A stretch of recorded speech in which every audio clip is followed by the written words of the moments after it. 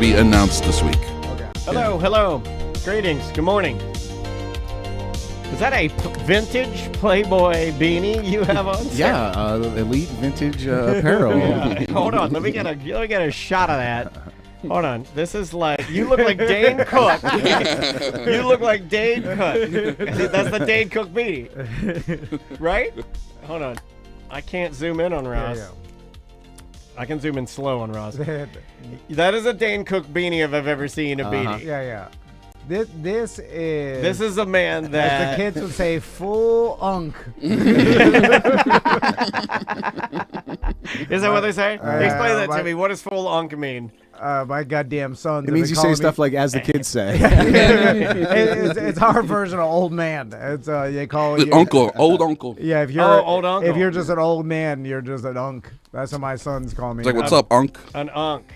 That's stolen. That's stolen from the city. My niece tried to call me that. I'm like, I am your uncle. and then that's like, the most uncle thing you That's what she said. That's what an uncle said. I was like, holy shit, he is an uncle.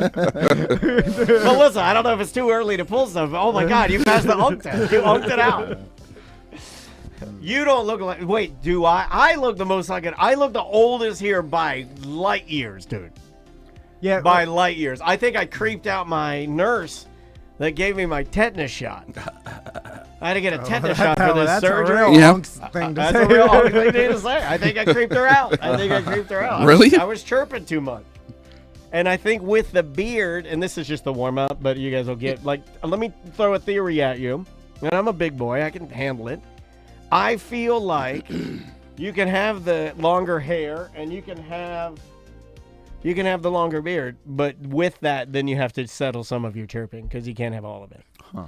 If you have all of it going at the same time, it's just simply too much. You have to be physically more approachable immediately in it's order just like to. If you can't have like a long gnome beard, long hair, be small, covered in tattoos, and run in your mouth the whole time. It's like, shut the fuck up.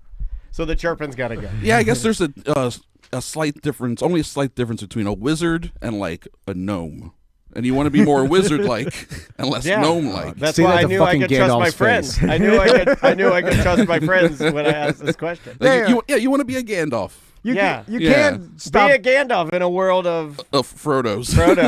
You're not going to be able to stop chirping. It's part of your personality. I've been doing it. It's hard, but you know what? I know I just stare into my phone like your pop-up would stare at a wall. I have to keep myself occupied. And then I want to chirp so bad. I want to say things to him. David the Gnome was one of the biggest chirpers in children's entertainment. That dude would Tom fucking Bosley. chirp. Had a whole show around him. He would chirp. Yeah. All right, I got to get one more thing. Little things like to talk a lot. I think that's true. Like pee-pee dogs. We like, yeah, meanwhile, like the Iron Giant, he's like super bad. Yeah. He barely talks. Yeah. You're like a little Gollum. You're like, goddamn, shut the fuck up, Gollum. Because it takes too long to make the words when you're that big. You live life in slow motion. A little, like a bridge troll. Wait a minute, Gollum wasn't that little. He was tall and lanky. He's more like he played basketball. He was a little guy. Well, yeah, he traveled bent over a lot. That was part of the Gollum. He didn't strike me as being He started out as a hobbit, so he's hobbit size. Yeah, he was Frodo's size. Was he? Compared to the wizard. I think it's because you always see him with other hobbits in the movies, and he's the skinny version of them, so he looks bigger. And like you say, he hunches goes on over. all fours, so he's like so size, he does look bigger for sure. But he's a hobbit. Yeah. And he has that riffraff hair from. He looks exactly like riffraff from Rocky Horror Picture Show, and I brought that up multiple times to nerds, and they get mad when I say that. Oh, really? Yeah, they're like, "Don't say that," and I'm like, "That's true." How dare you speak of Gollum that way? Yeah. So he's like, "Don't mix the genres." All right, relax, nerds. I think we're good. That looks good. Hey guys, thank you, chat room, everybody. Thank you guys for being here. We appreciate it. Yes. Ross McCoy, clean shaven. Yeah. I'm glad. Now I have a compadre. Like I would have been bearded out. Watch him grow it back in 2 days. By the end of this episode, it's back. It's already growing. You already have. It is. If I ran my hand down your face, it would cut me like a shark skin. What the fuck?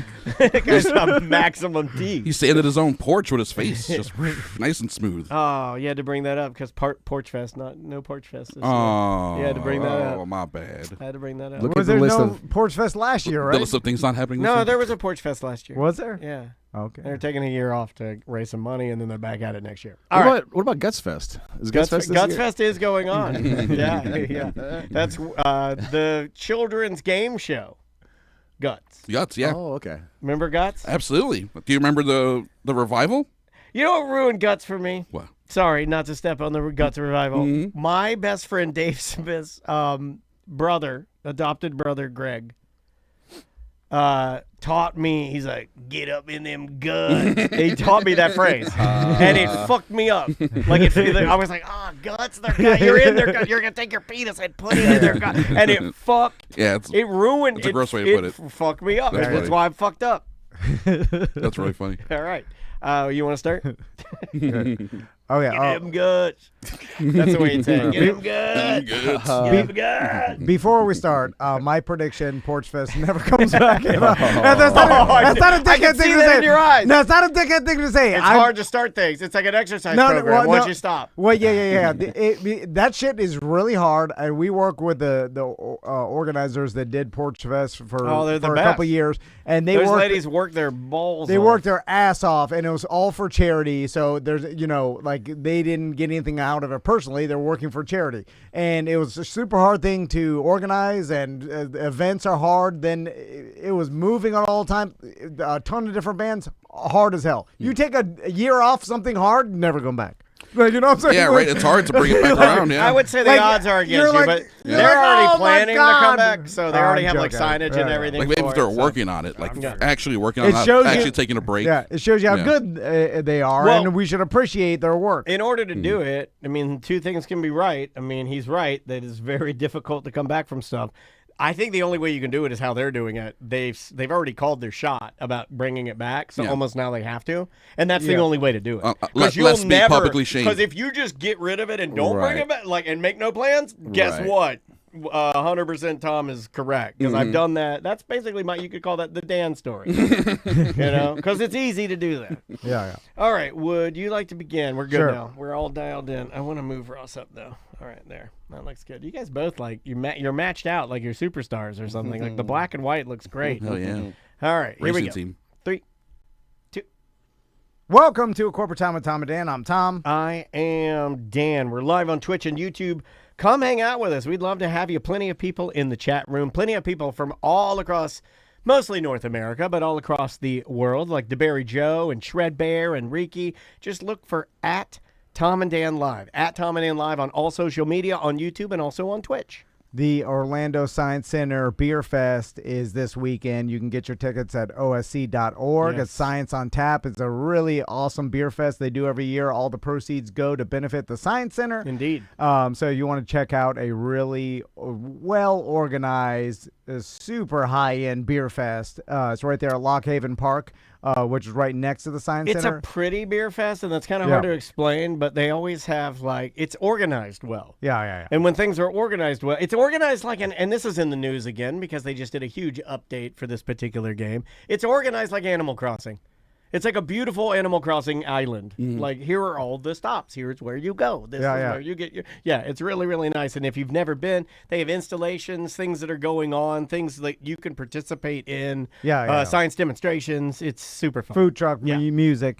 From the Orlando talk show, comedian Ross McCoy is here. How you doing, Ross? Science beer gets you drunker. It does. Ross has the best Harley Davidson jacket and Playboy beanie I've ever seen. He's ready to go on tour, Madison Square Garden, in the round. This is like a Dane Cook approved outfit. Freshly shaven. Yeah, what made you shave your beard, Ross? My wife. Oh, okay. My wife. She's was tired of the beard? No, she liked it, but I lost like $200 playing craps, and she's like, why don't you shave the beard? Oh, wow. Oh, it's like just a little shake-up. Yeah. It's just a shake-up. I like a shake-up. Wow.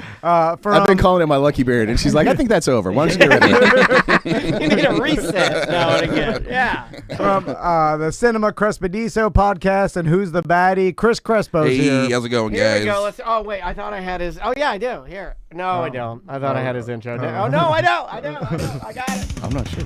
Movies, we're talking movies. Movies with our friend Chris Crespo.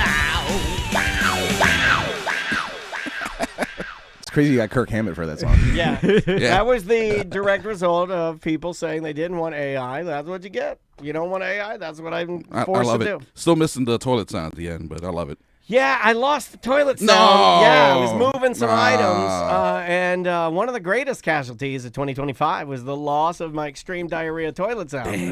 I'll have to track that down. That really punctuated a lot of songs, like, mwah, perfectly. Yeah, I mean, Grab a recorder. I'll see what I can do. Thank you, Ross. I can always count on you being so helpful. So Oscar nominations are going to be announced soon. Yeah, correct? this Thursday. Well, that'd be a great actually, name for a man. Oscar nomination. Nice to meet you, Mr. Nominations. You can call me Ollie. Ollie nomination. And there's, I there's don't think Ollie would be for Oscar. I think there's I'll make it. There's a handful of movies that are already, people are saying are going to be Front runners for sure, yeah. Front runners for Best Picture. It looks like one battle after another may end up being like the most nominated film when it's all said and done. I watched that over the weekend. Because it's on HBO. A lot of people Yeah. have been catching up with it now in the last month or so, in the last few weeks. Yeah. It reminded me of a Quentin Tarantino movie. Yes. Yeah. Like a 90s kind of weird It's kind drama. of a weird watch, I think. Yeah. I liked it, but I didn't think, but I of course I stole it and watched it at 1.2 speed. You don't have HBO? No. I think I do, but when new movies are out and I want to get the gist for Crespo, normally I'll steal the movie and then I watch it anywhere between 1.2 and 1.5 speed, and then whenever something seriously, this is how I watch movies now. By the way, they're cutting movies now based on how People, on Rogan. I saw that Affleck and Damon were talking about Netflix forcing them or suggesting strongly that they make movies in a certain way to keep people's attentions, to keep repeating what the characters are doing in dialogue, have an explosion in the first 5 minutes, stuff like that. This is perfect tie-in to talking movies and what I'm talking about with my horrible movie And it's because people retention. like Dan watch movies at 1.5. Well, because and I'm not even the worst. I would say I would argue at least I'm watching the movie without my phone in my hand. Most people watch the movie with their phone in their hand, and that's what they're doing now. Now they're making it so Matt Damon, like, all hell will be breaking loose, and he'll turn to his partner and be like, "Remember, we have to get the serum from Dr. McGillicuddy in the field, and we may get our stabbed in the back by Marcia, the spy we trusted in Timbuktu." Yeah, Netflix is like, you got to do that every 10 minutes. Yeah, That's good because what people like in a movie is formulaic. Right? Also, if you're watching a movie with your phone in your hand, you have an addiction. Yeah. And you should be embarrassed by it. And you're not watching the movie. Yeah. Yeah. But people do that, though, People do 100%. it. Like, Yeah. you have to pretend you have IBS and then go look at your phone in the bathroom stall like a real addict. Or you you're can't- just happy you have IBS. Yeah. You can't watch a movie with the phone in your hand around other people and admit to everybody that you're addicted to your phone so badly you can't even sit through a movie. That's embarrassing. I have seen people pull out their phones during movies and just start scrolling Facebook. Not even doing anything with, like, intent, just scrolling Facebook. Well, that's just going through a feed. Yeah, that's what I saw at the concert. Yeah. So, and I think it's Yeah. worse at concerts even than movies, because movies there's an.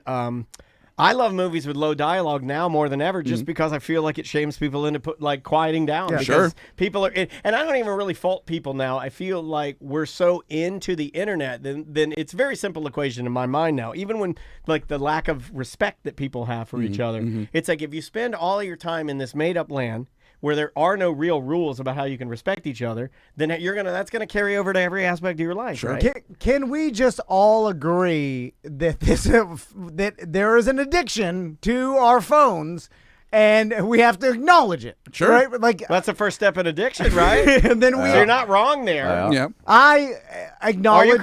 Do you need to say something to the group here? What you're doing? Do I need to do it too? Do I need to help you? I have many addictions. All of us do, right? Well, we're not talking about your other addictions, No. and I'm not even offering that you bring those up. So Porno. let's say I would like. Speaking of porn, I'll get to that later. He But literally sought out a client because he has a porn addiction. there's not a moment in the day that I couldn't tell myself I really want a beer right now or some sort of alcohol drink. I'd take it at any time, right? Sure. I think we all would. Oh, it's my favorite drink. It's Yeah. my favorite drink. Like Breakfast beer? Come on. like, Dude, it's my favorite thing in the morning. You know I'm a morning drinker. Oh, I want shouldn't it. say that. We all want it, but we Society says you can't we say have to tell ourselves, nah, we can't do that. We have to. We have to acknowledge.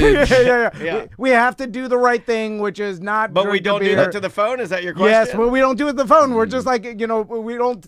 we just like phone. Well, hold on, we have to hide. I want it just like everybody, but I have to, like, I'm watching one battle after another, and I'm like, oh God, it's dragging on. I don't have the attention span for 2:45. You know, I want to bring up my phone, but I have to purposefully just leave it down. I can make you feel better because I'm not an addict. I can make you feel better. Well, I am an addict. I just have to control it. I even reach for my phone at 1.2 speed.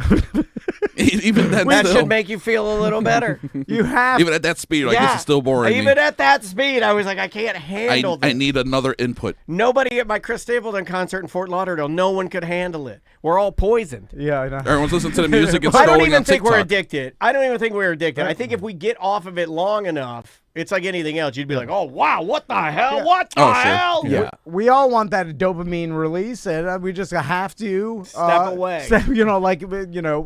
learn when to use it and not be staring at it. But it brings so much but it helps you so much too, right? Like, okay, so it's impossible for you and I, certainly impossible for you. That's basically your laptop. So it'd be like me asking you to stay off your laptop. We need you on your laptop for this business. During business hours, that's got to be the case. And listen, I don't do it. I'm constantly being yelled at by my wife, and I'm sure my kids will grow up one day. My kid's been yelling at me. And and it'll be the saddest day in the world if they ever say, like, you are on your phone too much growing up. I'm like, then I'll dagger in my heart. That just shows how much of an addict I am. And we all are. Anyway, sorry. Back to movies. Right? Yeah. No, am I wrong, right? I do agree with everything you're saying. Nothing makes me sadder than it's embarrassing. It happened this weekend. I'm playing video games with my daughter. She's telling me something, and she goes, "Oh." And I heard it, I heard her tone change. Mm-hmm. She was saying, "Oh," because I had picked up my phone. I was staring at my phone. She was telling me something, and I had chosen my phone over her. That's not good. Mm-hmm. Well, to your defense, little kids are they say stupid things. Okay, you're right. and they talk a lot. They're always there's no talking. depth. This guy's got my back. There's no depth in the conversation. Got my back like a chiropractor. It's all small talk, surface level nonsense. They're small, so they chirp. We know that. That's right. That's me.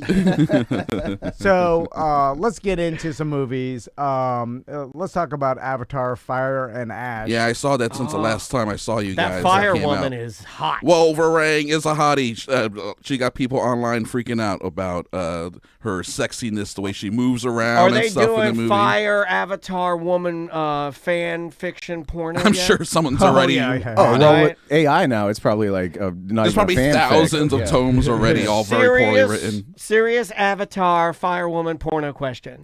How tall would the evil fire woman Avatar be compared to yours truly? They're like 8-10 feet tall, something like that. Yeah, maybe. Yeah, you'll see it in like the original Avatar when the humans are they're standing next to them. Yeah. There's like she might be like 2.5 to 3 times your height.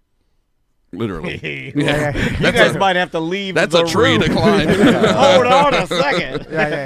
And so like I don't know, for people who maybe that's definitely my kink. Don't let anybody ever ask on the show, Colette. Amazon woman. Yeah, if anybody ever asks me what's your thing, Dan, don't let me out of that. It's 100% tall ladies. I like them tall. The death by snoo. And prehensile tails, right? I'll take a tail. Yep. Yeah, I mean, I'll take a tail, but I like them tall, super tall. Could they even feel it? If you know what I mean. It doesn't even matter.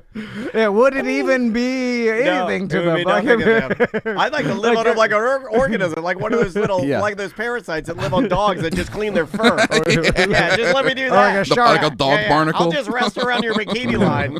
I'll just rest around there. Mora Dan. So you saw the water one, right? I've seen them all. I've seen them all in theaters. I really like these movies. I think they're incredible films. The way they're made is incredible. I like the stories too. I know not everyone likes them or whatever, but I think they're very cool.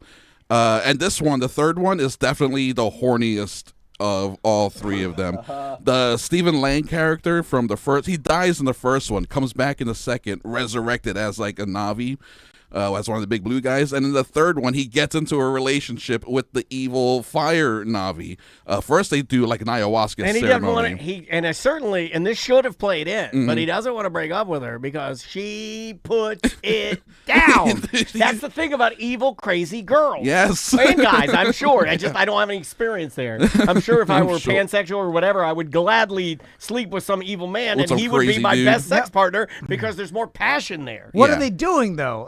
don't know. I got to figure out their secrets. Like, I don't know. Like, every time I hear that, like, crazy women, they go crazy. They have no inhibition. They do it all. They do it all. They do it all. They do what this does that stuff. mean? Okay. I'll They'll give you teach you for stuff. instance. Like, I know everything. I'll give you a think for so? instance. I'll give you a real for instance. Here's something I bet your wife doesn't do. If she does, you could tell me, and then it ruins my thing. But it doesn't matter. Wives, I don't think do that weird. Some I'll get the email about it, but by and large, wives do not do the like come up naked, grind on you, flip their hair on you like a damn stripper, drag their hair down your body, doing them crazy, being aggressive, like biting your side of your neck. If my wife did that, I'd be like, take me now, I'm yours. I love that. Take me, beat me up, stomp them. Okay, all right. But they don't do that. Yeah. But the ones that do it, that's why they're memorable, because you're like, oh my God, she stomped me. Okay. Sold. First time I've ever been able to explain something to it. And he got it right away, first try. Yeah. Good job. But the trade-off is they're like that in every aspect of life. Correct. I was gonna not tell him. Well, I don't care about the other part. I wasn't gonna tell that part. Yeah. Like, as good as she is, graining on that wood, she's equally good cutting your car to pieces, taking a dump in the trunk, and pushing it into a lake. Yeah, or shooting you while you take a shower. True. You could get killed. That's how close sex is. Sex so good it's close to death. Yeah. You ever woke up to a knife in your face? Yeah, but it could go both ways because, and honestly, I think I'm stupid enough. You wake up with a knife, you're scared until she's like, "I'm just doing this because it makes me horny." And I'm like, "Oh, okay, I'll take that." That's fine. Dan, you should check out a movie called Strange Darling. I'm just going to put, based on this conversation, based on that, I'll write it down. check out a movie called Strange Darling. That movie might mess you up a little, actually. All right. Yeah. All right. So, Chris, if What I need is to be messed up. It might get you good. is this better than the water one? I think it's like the water one plus just a little extra fire. They're pretty equal, these two, in terms of quality. And I'm saying that in a way that I really, really like them. They're essentially each year these movies come out, they're like my favorite movies of the year. My favorite movies of last year were Avatar and Marty Supreme, which is like two completely different ways of making movies. But it's just Avatar is so fun, so cool. It's a huge movie. And I'm like everyone else. I see the runtime's over 3 hours. I'm sitting down in the theater. I'm like, I hope this is going to be worth it. And then by the time the movie's wrapping up, in my mind, I'm thinking, is the movie ending? Like, I need more. There's no way it's ending now. Like, I'm so into it and enjoying it so much. Does the CGI still impress you? Yes. I mean, it looks real.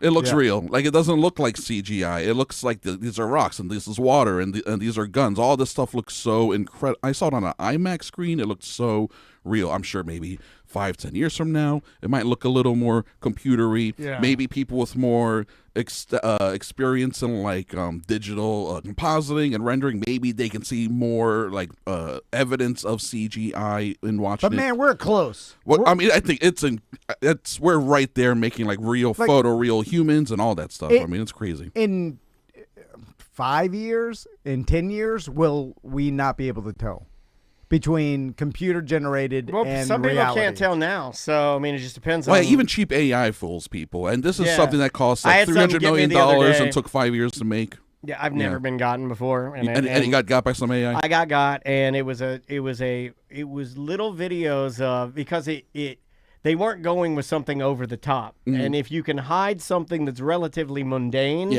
and use AI for it, you can almost get around it. It was puppies, just like showing the spot, like different markings on puppies. And it was showing a puppy that had like pretty unique markings. And I was like, oh, wow. And I was looking at these videos of the same dog. And I showed it to my wife. I'm like, look at how unique this dog is. My wife's like, I've seen this. You're a double bad. You're a double bad. She's like, you idiot. That's a bummer. Like, the animal ones get dumb old men. They and little old men love PB dogs. Yeah. I wanted it to be true. I got fooled by an Instagram filter.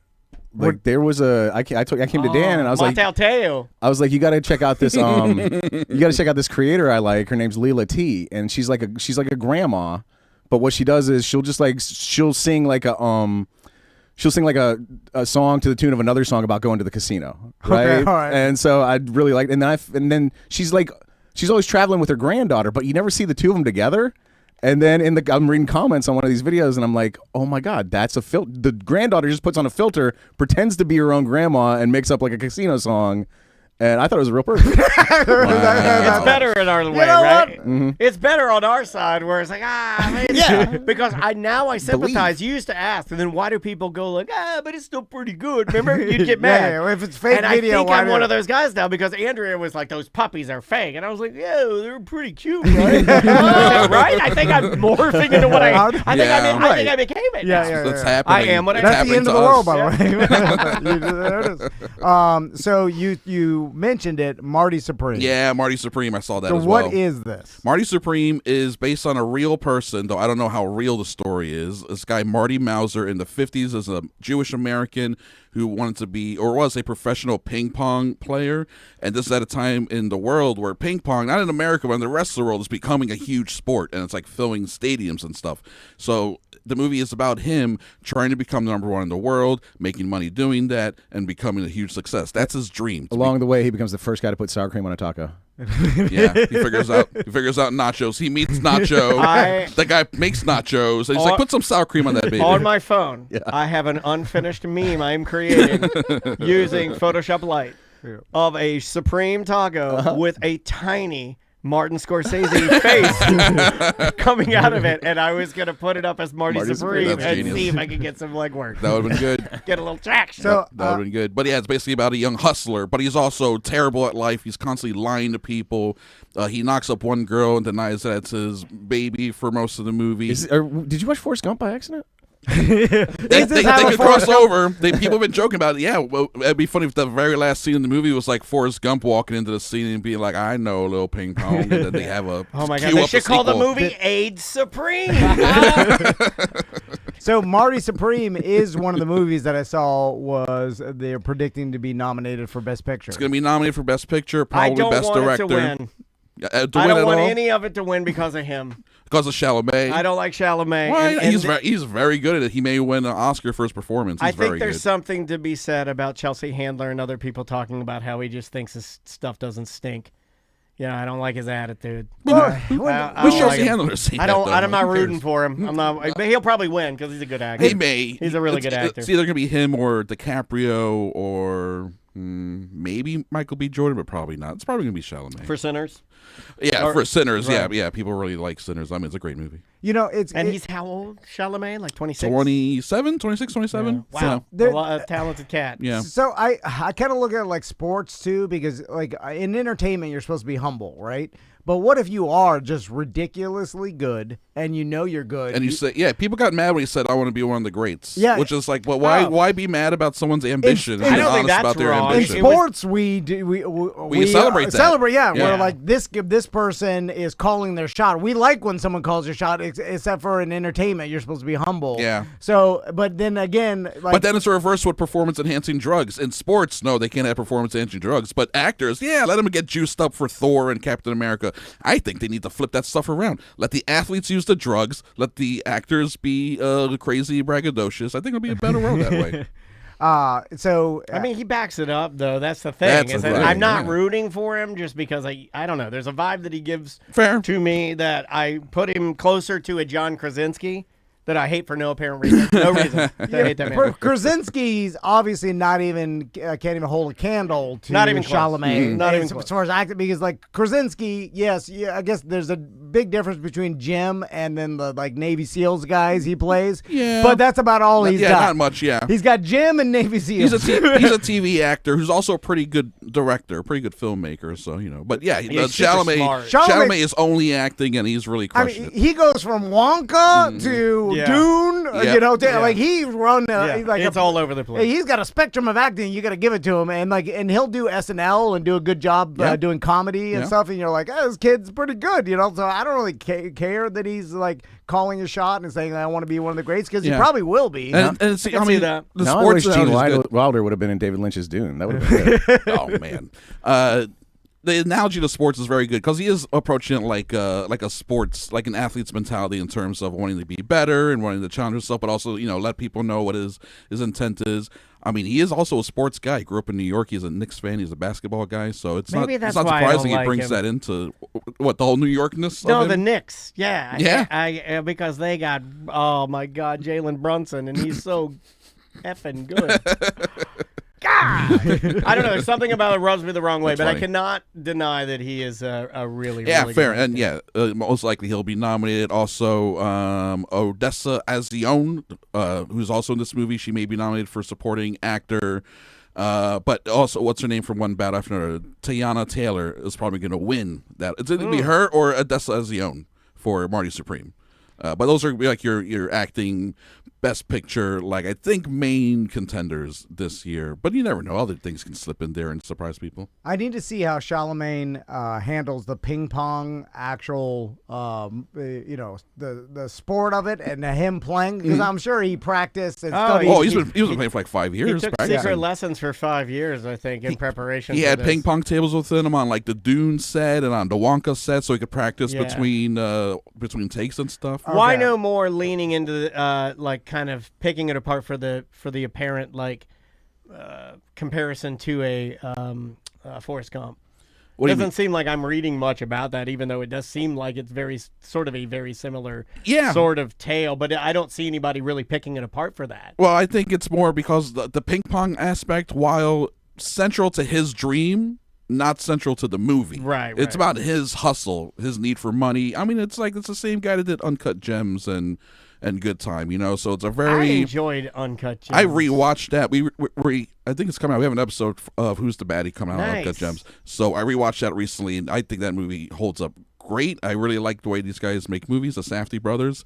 And, I just think Marty Supreme is good. Also, The Smashing Machine will be on HBO in like a couple weeks here. That's the Benny Safdie, the other guy, the guy who made The Curse with Nathan Fielder. Did you watch that show? I did not. Crazy awesome show. Nathan Fielder, Emma Stone play a couple who want to start a home improvement show.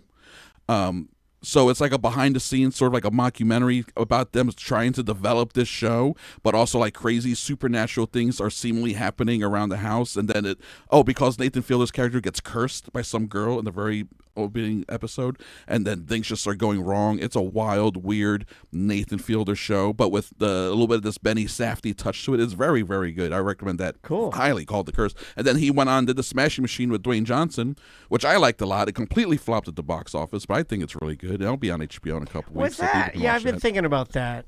I don't necessarily think that has much to do with Dwayne Johnson as it does the subject matter. Yes. For that particular movie is a character that I don't deem it's not necessarily a good dude. Doesn't scream, come see a movie about this cool guy. Right. Yeah. Do you think that's accurate? I think that's a big part of it. And I think it's also a big fact is that wrestling/MMA movies do not make money at the box office.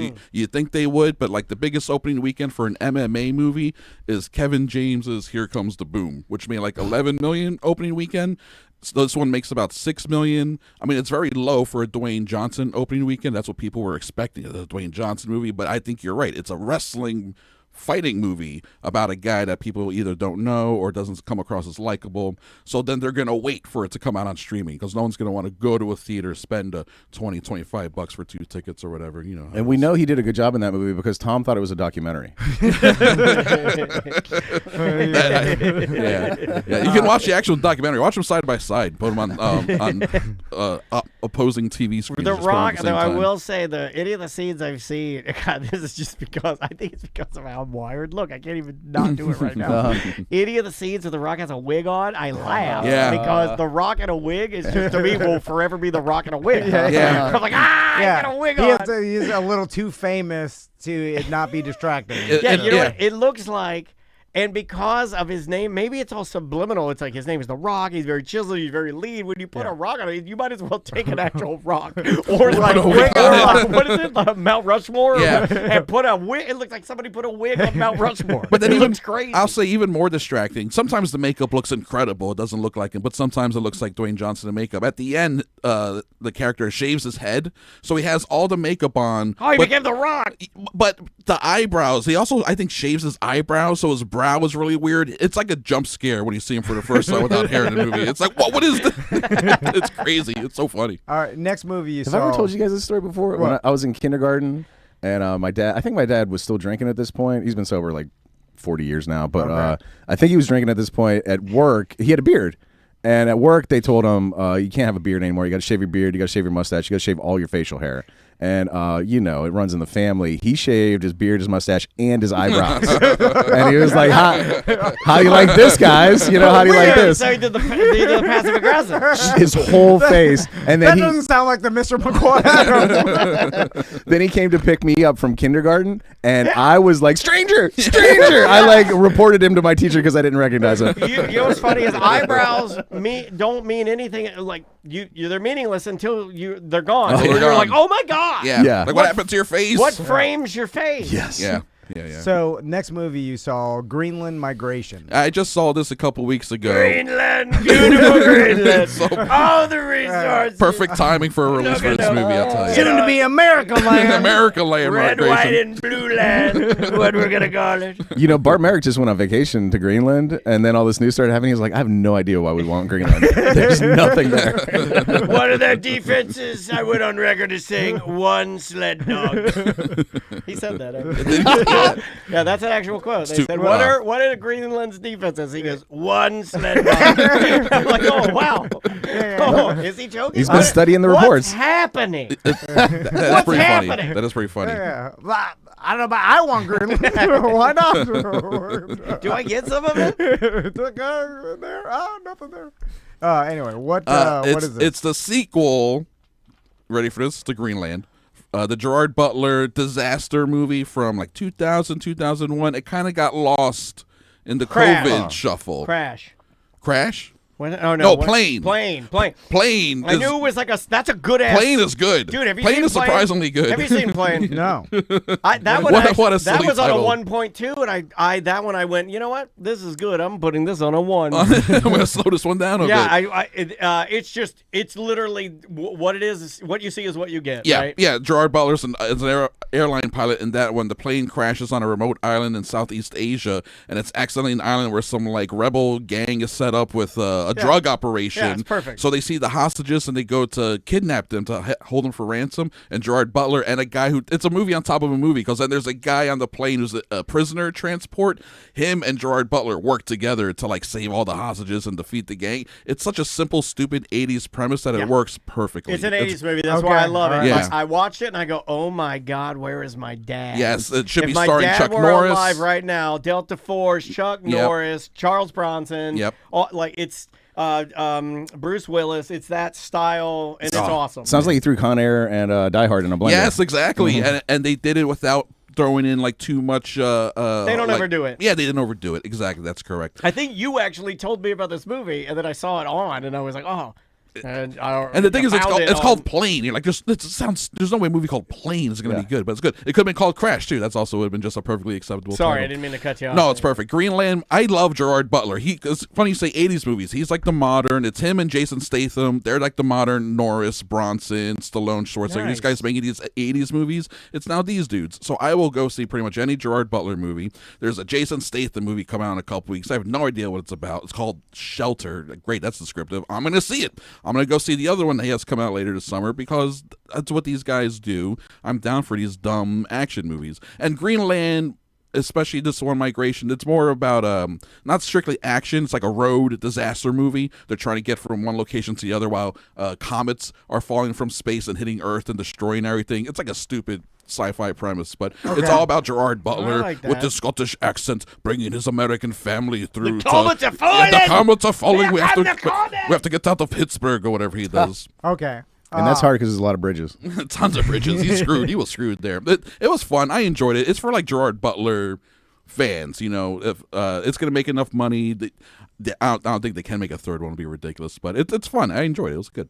And there are people that like end of the world movies and just that genre of movie. Sure, of like what it would be like and how the film depicts how people behave, how society turns. They have to get through a part of like Europe that's now turned to a war zone because they briefly they don't spend too much time on it. Just briefly, these factions are fighting against each other for control of the region.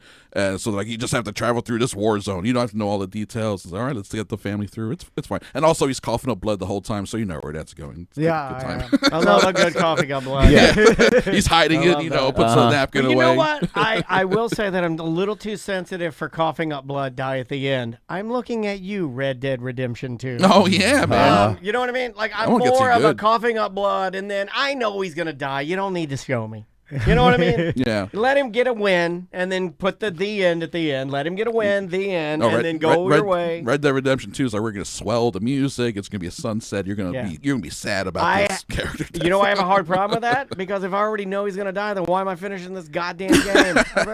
It bothers me. Psychology. Is there a time jump after that where you're the kid growing up for the last part of the game? I can't remember. It's been years anytime they make you a secondary character in a game, I hate it because it detracts from the other character. Fair. You're like, I spent so much time with this other character. Yeah. But like Super Mario's not immortal. He's an Italian guy. He's gonna die eventually, Dan. You know, like, he can still jump on some mushrooms, right? No, he's gonna die. He can't do anything. Keeps getting the 1-ups. I don't know. Just leave him there. Just let him die. He's got some good mushrooms, man. Bring him back. Pointless and sad. Speaking of an end of the world movie, we got the second incarnation of 28 years later. This one's called The Bone Temple. The Bone Temple. Which reminds me of that's what I call my I'm sorry. Someone had to do it. No, someone had to do it. 100%. Every time I hear the Bone Temple, all I can think of is Boner Garage. and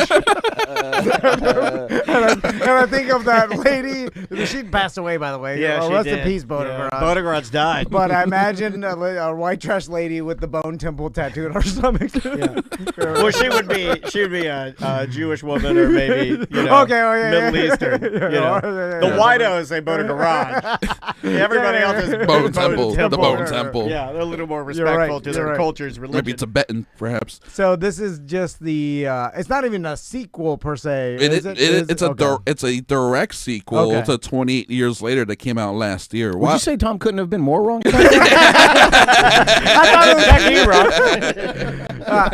It's funny because I thought I never saw, and I have to go back and watch the first 28 Years Later. Sure. But I thought it was just like, all right, it's the same around the same time, just a different story, but it has the same character. The 28 Years Later, which is on Netflix now, if you have that, people can watch it. It's like new characters, but it's definitely, the same world where this rage virus has taken over England, but they now have established that England has been walled off and the rest of the world is fine, and it's all just happening in this like one little area, which is interesting. It has a final scene where like your main character meets this group of people and they're crazy. This movie picks up with that character, the kid. He's with this crazy group of people, and it ties back a little bit to the first movie, but it's a whole new story. And then the end of this movie, no spoiler, just saying the final scene of this movie cues up the third film in this 28 Years Later franchise, which it's already been announced and confirmed that Cillian Murphy is going to be in the third one that's coming out. I guess maybe the Peaky Blinder himself. And that movie is coming out this year too. Really? Yeah. It'll be in theaters around late March. That's good news. And then it'll be in Netflix like 2 weeks later. Okay. Yeah. So yeah, he'll be back in the next one. This one I loved this movie. I'm really liking these new 28 Years Later's movie. It's such a strange film franchise that was never meant to be a franchise. The first movie was a surprise hit because it was so cheap. And then the second movie cost a little bit more money, didn't make that much, so it sat for a while and no one really thought of anything. And now the original guys, Danny Boyle and Alex Garland, they're more popular now as filmmakers, and like we have ideas for originals. Cillian Murphy becomes popular off of Oppenheimer, and he's like, I'm down for producing them and like appearing in one of them. And now all of a sudden we have these weird movies that they're releasing in theaters for the masses to watch, and I mean they are strange, and I love them. Coming in from the chat room, our buddy Ryan says, 28 Days Later is the only movie where I saw someone walk out. It opens with Cillian Murphy's flaccid pecker, and this old woman and her grandson immediately left. And a grandson. Because you hear Bone Temple, you don't expect it to be flaccid. Oh, man. What the hell is this? People watch it. Sausage factory. There is the guys, there's a rage infected guy named Samson, who's a huge dude. Did I say Cillian Murphy? Killian. I think I said Cillian Murphy. That's his funny brother. There's a guy now almost notoriously in this movie called Samson, who's a giant virus infested dude, and he has a big old hog, and they're showing the whole time. It's kind of headline grabbing, scene stealing in some ways. Even in The Boys, there was one of the super guys has a but you don't expect an appendage that he can use that's not his hands and arms. He can strangle people with it. Like doctors and stuff. I think there's a scene in there. Well, it's essentially this guy, but he's raging out and freaking out the whole time. This one's Ray Fiennes is like essentially the lead of the second one. He's excellent in this movie. It's very cool. It's got a really good soundtrack. Also, heavy use of Duran Duran throughout the score. I like which is a very good cool. theme. Yeah, I like it where they kind of. And then they tie something together to make you think it might mean something, or it's just maybe stylistically with what they like. Well, I mean, it makes sense that it's in England. He's an English guy, so he would be into Duran Duran, and but then later he has to do something else. He plays different music, and it's like diegetic to the world where the music is playing in the scene. It's not just like soundtrack music, but it works so well in both ways. How many Durans do we only have 3 Durans left, right? I have no idea. Were there Simon Le Bon. Was there more than one Duran? Simon Le Bon's alive. John Taylor, we lost him, right? I have no idea. Bass player? Yeah. Or was he drums? I don't know. Yeah, I think there's only 3 of the guys from Duran Duran left. Oh, man. Age gets us all. Oh, it's coming for us. So, Chris, let's rocket through some coming soon movies. Okay. First one, I keep seeing the trailer and the advertising for this one, and it's called Send Help.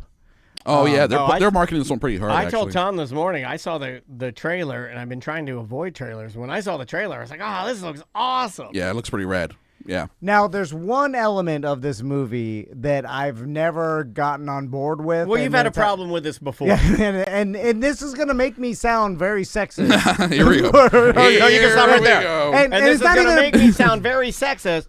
The end. Yeah. And it's not really about. It has nothing to do with sex. And it has gender. to do with physical strength. Yes, it has to do with reality. So, like in Misery, let's say, right? The female villain, right? In Misery. I ain't letting no fat lady break my leg. Well, it's more. I ain't gonna let no fat lady break my ankle. Well, when she weighs the same as you, like you can make the argument, like she's tougher. Like, they got this author who's like a weak, and then like this lady could tussle around with this dude. And she was living on a farm, like she probably like chops strong, wood. Yeah, she's stronger, and she can hold I've been dragging hogs for 30 years. Yeah, exactly. She could drug and hold this dude down or whatever. But and in the Send Help, the whole premise is in the trailer is very good looking. I forgot the actress. It's Rachel McAdams. Rachel McAdams, who's probably in real life weighs what 110. Yeah, like 120 pounds, soaking wet. You know what I'm saying? A lot of those people are like 104 pounds. They are tiny. Right? Yeah. Tiny. Like Ariana Grande, like no BS. I think she weighs like maybe 84 pounds. It's possible under a hundo. Yeah. Yeah. And then she's getting bullied at work, and then she's on a work trip. I'm not spoiling. This is all. No, this is all the trailer. Yeah, it's just a setup. And then they get stranded on a deserted island.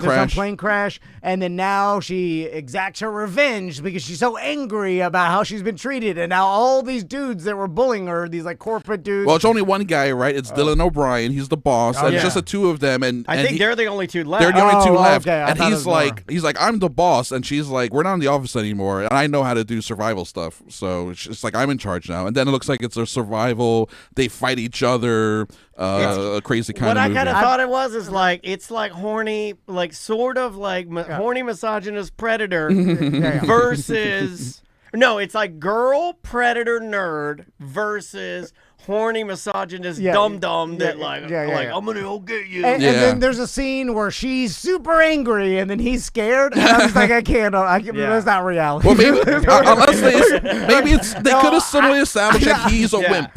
Well, Tom is talking about the age-old trope, right? And they have this in here. I'm just going to call my shot with the assistance of my business partner here. At one point, she's covered her entire body in mud.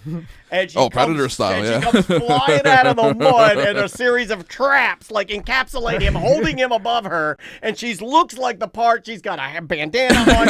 She's made a whole outfit using leaves and palm fronds, and she's got weaponry that she's made, and she's looking at him like this is it, and then she has some stupid catchphrase she says to him, and Tom's just saying, more than likely they would have crashed. She'd try to use some of that stuff that guy just hold her down and probably do things he shouldn't do to her and then kill her.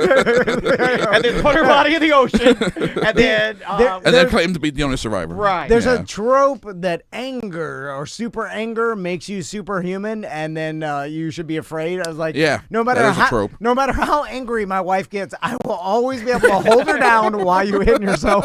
People don't like to hear that, though. And I'll spit a loogie on her head. They don't like it. And no matter, you're going too far now. She can be insanely angry. She could be trying to save make her her the most family. angry. She might actually pass out from angry. Yeah. And there's no way she could out-muscle me. It's just impossible Well, for if you her. pass out from anger, which is absolute anger, then you're not even, there's no streak. Well, your wife, let's say a big dude, a foot taller than you, muscular, is threatening your kids. You don't think your wife could do some damage to a dude, like properly motivated? Could she fight Cadillac Pat to save Tommy and Max? I mean, she'll do her best and scratch at her face. He will hold you down. And spit on her. Spit on you The while loogie part's very important. And Gotta get the loogie in there. like, there's nothing you can do. It's in the handbook. Yeah.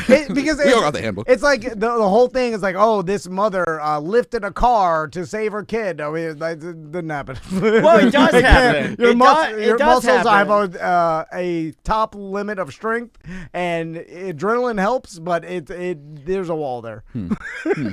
I would both agree with that, and also you're dismissing things that actually on record is happening, so I don't know how fair that is. Because the wall is usually pain. You can perform to the point of pain, and then you stop, but like your body has chemicals that'll dump in you that make you ignore pain and just exceed all those limits. And it's either those chemicals or PCP will do the same thing. You punch through a windshield. Exactly. Yeah. PCP will allow you to keep going after you've been shot by the cops. Yeah, and after you shatter all your bones. But and everything. it won't allow you to break an Olympic weightlifting record. It's just there's a scientific top of what your strength can be, and no amount of adrenaline will ever top that. I don't know. Give me some PCP and some smelling salts, and we'll see.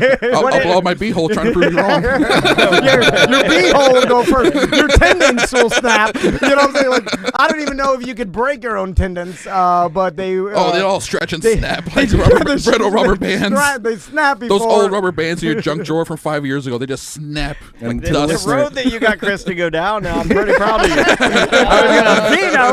cannot believe you got this is like one of my favorite segments, and you got him to drive down Butthole Lane. And I cannot believe it. Butthole Lane's always right around the corner. Are you kidding me? It's easy to drive down there. Let's rock it through these. What's Whistle about? Whistle is about this premise is so stupid I can't wait. It's about these high school kids, a bunch of delinquents. They find an ancient Aztec death whistle. They don't know what it is.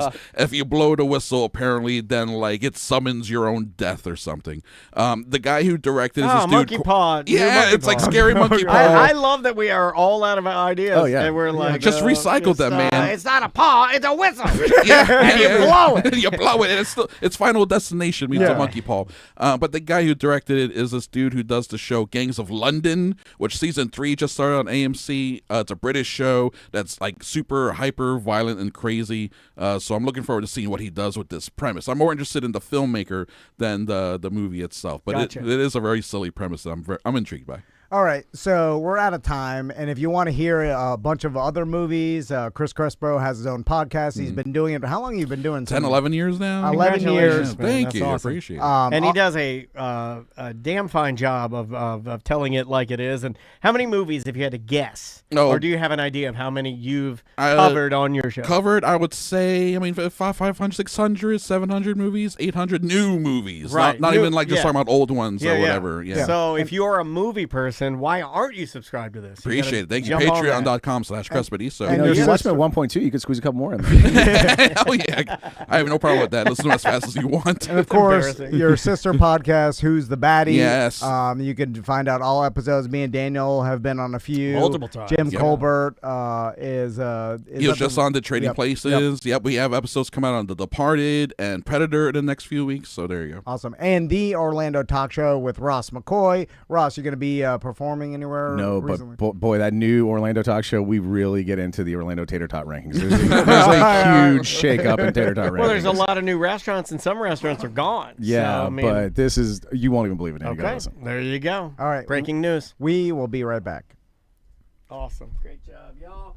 Are we off? Or no, we're doing one more We're gonna 20, do one, right? Yeah, we're gonna do one more 20 for future. Yep. Now, do we do 20? We need a show, an ACT for that Friday that you're getting your surgery. Should we just start there and start in? Can.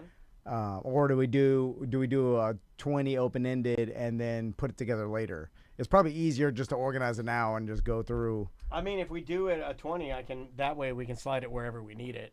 Okay. All And right. then it doesn't matter. I can still produce it the same way. So Okay. don't worry about that. Okay. Like, it can stay the same. Cool. Let me pee and then Yep. we'll. I'll need to do that too. So do your thing. Oh boy, guys.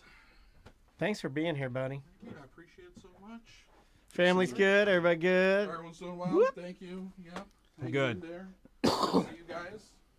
Good to see What about the rip? Oh yeah, that's that Netflix movie. That's what they were promoting. Yeah. What do you think of that?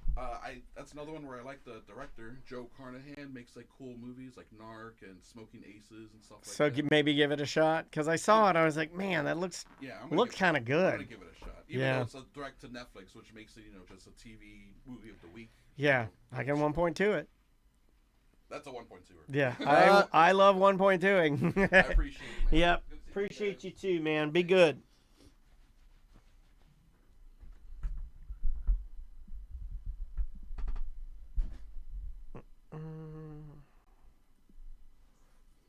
Every time I say be good, which I say it a lot, there's a Peloton instructor and I almost steal his phrase. I like his phrase. He goes, be good.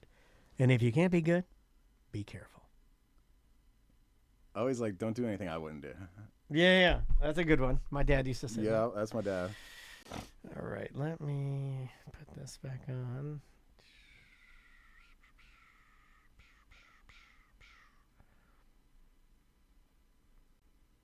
Oh, that's interesting. I can run it.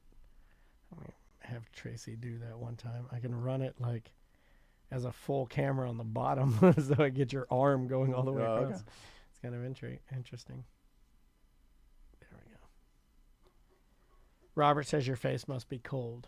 Can you tell a difference? No, when I first shaved though, it went bright red. Oh, yeah. Yeah. Yeah, I bet. I bet, because it's your skin saying, what? Yeah, it hasn't been done for so long. It was just completely unprepared. All right. What generic? Or do we just do voicemails, or the voicemails to time?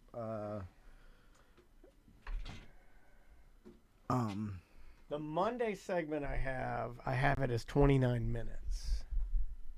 Okay. So do we need an 11? We need an 11. Okay. Let's do 11 and then a quick 20. Yeah, let me put this as our 3 and 4. Or do you want me to swap those and make this 1 and 2? The one we just did? Yeah, that should have been 3, right? The Monday one that I have? Yes. Yeah. Okay, so I'll just flip it later. No sense in doing it now.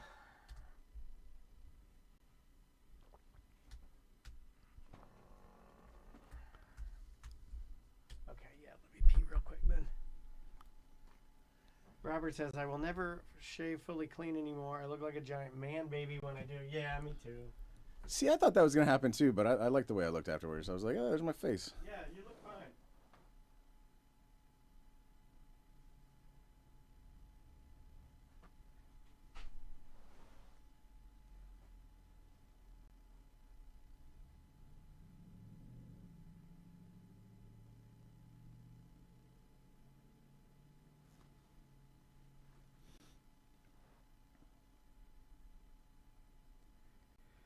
All right.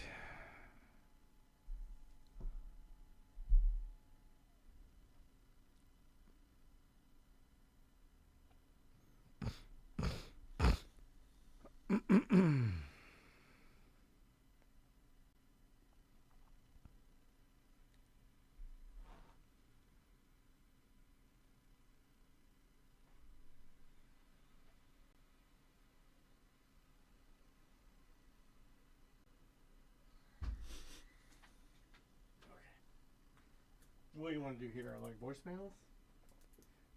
We'll do voicemail, I think, for the generic show. Cool. We only need 11 minutes. We can We could discuss. I just texted EJ to see if he really did get that ticket. We could. Yeah, he wrote back to me.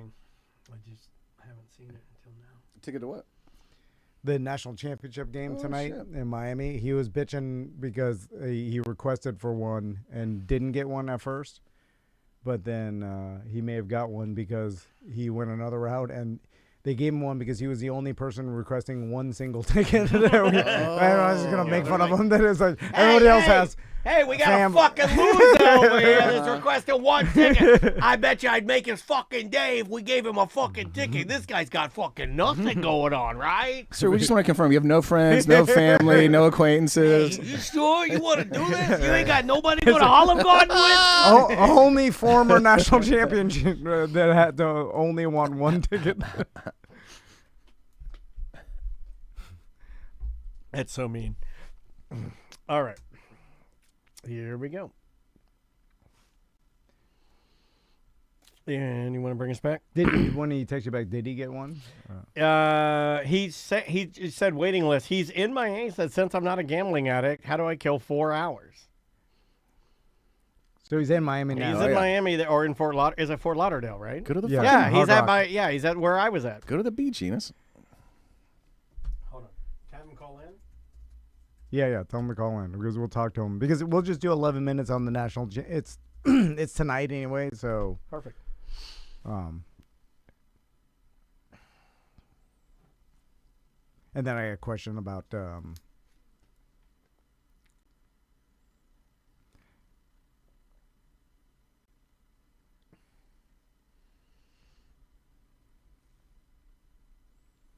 I don't know if he's going to see it, so. That's fine.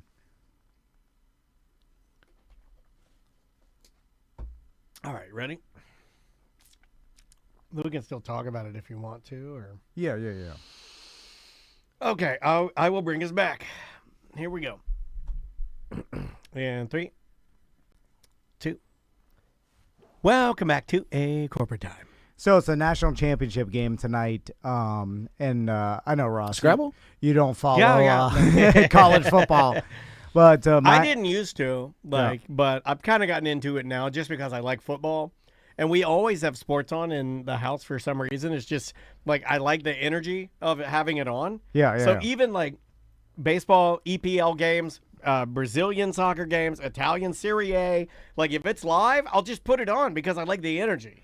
So EJ, he had been texting me back and forth and putting it up on the BDM page that he requested tickets, and then I think he's calling in right now. Actually, is he calling? And yeah, because I just texted him a call, and he's down in Miami. EJ, hey buddy, can you hear us? Hey, what's going on? Guess where I'm at right now? Yeah, well, we know. We're talking about it. You're down in Miami. So, specifically, I'm guessing I'm at at the McDonald's. Hard Rock Casino right now. I'm at the sports book. Nice. Okay, all right. Well, I could So if do you hear a bunch of noise in the background, that's because of that. No, you sound fine. So yeah, it's weird. You can make a call out of a casino, even though there's a lot of noise. I've done it. No Weird with the new cell phone technology. You can talk on the phone anywhere you are, and it sounds fine. It's less special. Everybody's got the app. It's like I'm at the sports book. You want me to put in a bet for you? I could do that myself. And now with exchanges and prediction markets, I can do it. Anyway, so that kind of attitude is why casinos are going out of business. So also, Tom's argument daily about the value of everything going down. He's right. Everything's a little crappier. So EJ, at first, he was bitching because he put in a request for tickets to the national championship game. He is a former UM football player, and with that, he national champion. The last national champion in UM, like the last UM team to win a national championship was EJ's team, right? Which is a historic team. Obviously, we make fun of him that he, it's the only thing he's got. And it's funny because it's true. Yeah, I mean, it really is the epitome of you peaked. 30 years ago. go. All he's got is that glorious ring and his beautiful family. That's all he's got. Yeah, and a segment on this show, which is pretty easy to get, honestly. Okay, so we're counting negatives too. So he was butthurt. I love that term, by the way. I'm bringing it back. I was quite upset. Oh, that is proper 2021 right there. He tried to lift a car off his kid. To the point where, and I'd heard another story that the individual tickets for this national championship game are insane. I saw one online for $30K. I mean, now granted, it's a good seat. And it's a $30,000 ticket. And EJ, I don't know if this is correct, but I saw some story that individual crappy seats were going for $1,700, and they were it was setting records for the most expensive national championship game seat. Yeah, the cheapest seat, the cheapest ticket to get in the stadium is $3,000. Oh, it's gone up because you hit the nail on the head because I was last week, I think. And Andrea went and researched it, and it was $2K, so it's going steadily going up. And it kind of makes sense, and obviously UM is the first that we've seen in since they've reconfigured bowl games that an actual team is playing the national championship at home, essentially, being UM is playing Indiana. Also, the story of Fernando Mendoza. He's born in Miami. And now, obviously Heisman Trophy winner, quarterback for Indiana, coming back and playing against UM in Miami, his hometown. That's crazy. Which I did think kind of sucks for him. If you think about it, it's awesome. You're playing in your hometown national champion. But they hate Heisman winner. Yeah, but everybody's rooting against you, which is kind of, you're right. Yeah. It's like a little bit. Now you know how ICE feels. It's like, for being in that situation is awesome, obviously, but you're in your hometown and everybody in your hometown wants you to lose. Do you remember that news conference that LeBron James called? He was playing for Cavaliers, and he called this big news conference in Cleveland to make an announcement, and everybody in Cleveland thought he was announcing he was going to stay with Cleveland, and he announced that he was going to, in fact, move on to Miami to play for them. Yeah. And he thought everyone was going to be happy for him. Yeah. So the sports, your sports team runs deep. Anyway, so EJ, how'd you end up getting a ticket? Because you text me last week that they denied your ticket, and you're like, maybe I'm gonna root against them now. You were so you were being a little baby. You're being a baby. You were being a baby that about was the only scenario where I might cheer against them. I thought that was insane. Okay, go ahead. Okay, Saturday I got a call from unknown caller.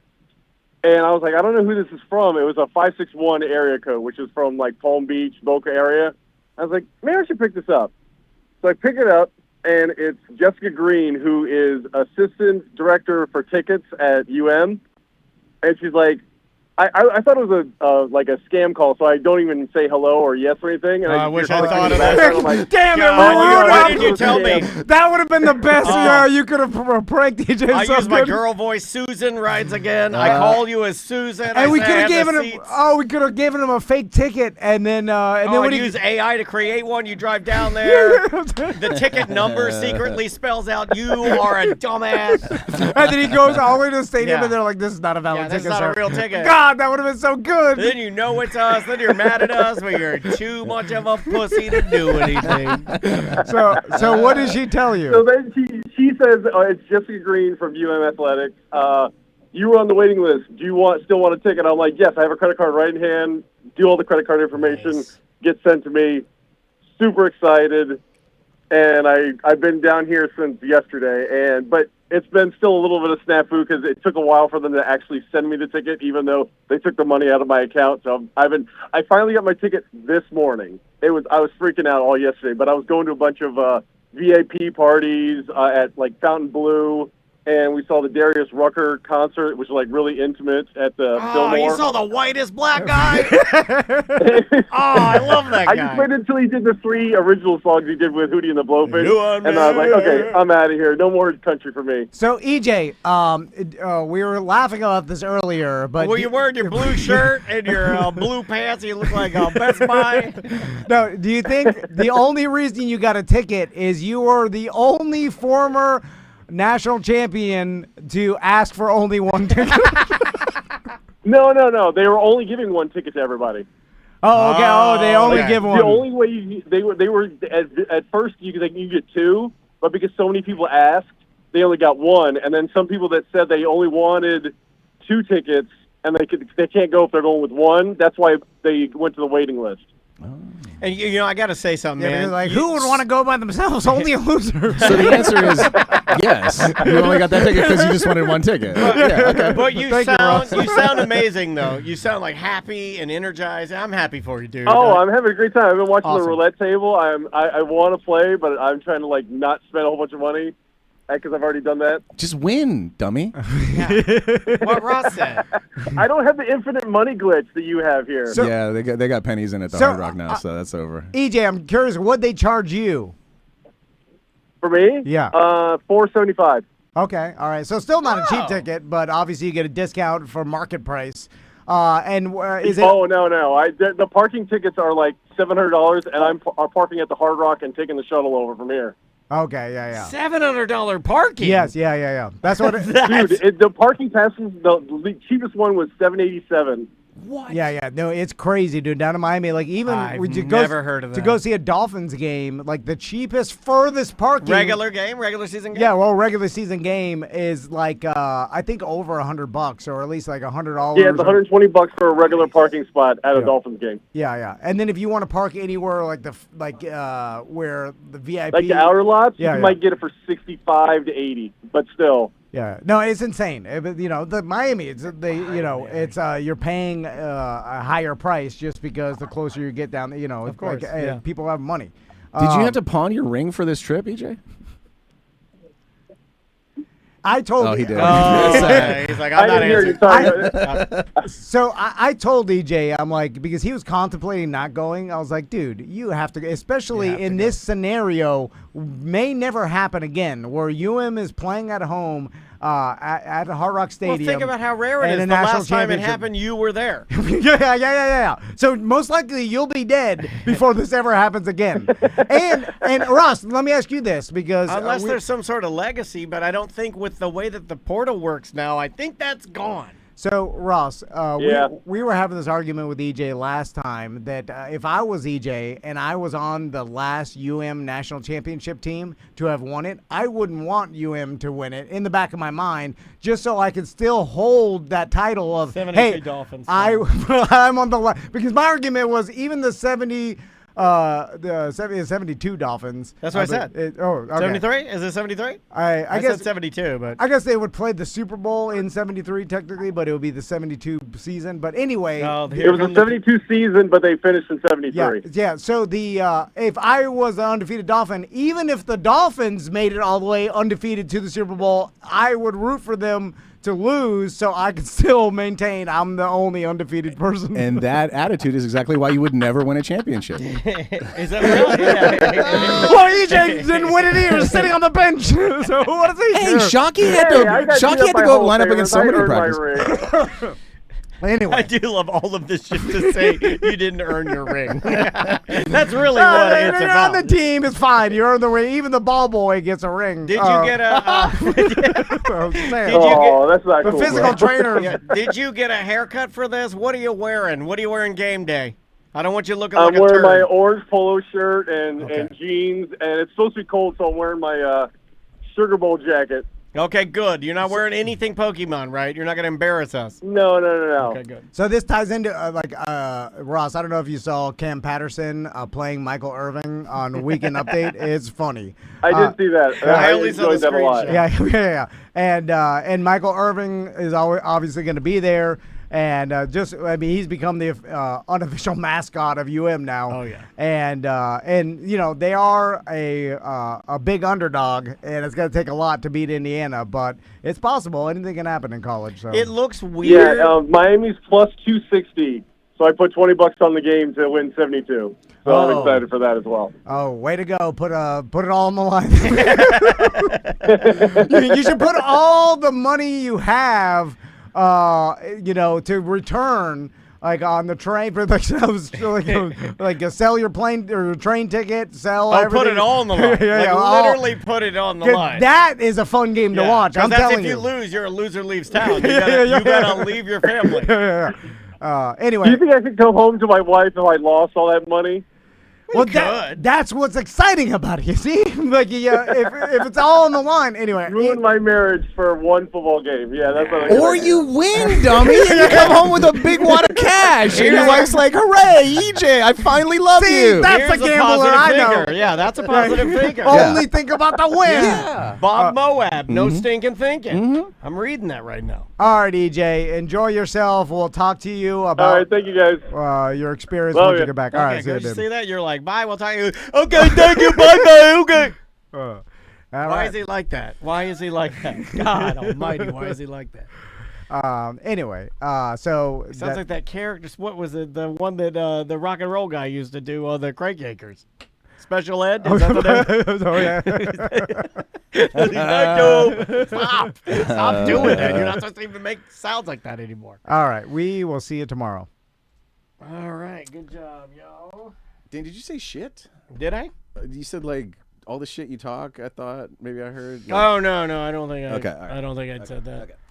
Okay. I appreciate you looking out because that means I could have, but I don't think I did. So let's just do a quick 20 voicemail segment. Yes, I got them ready. Let me kill that.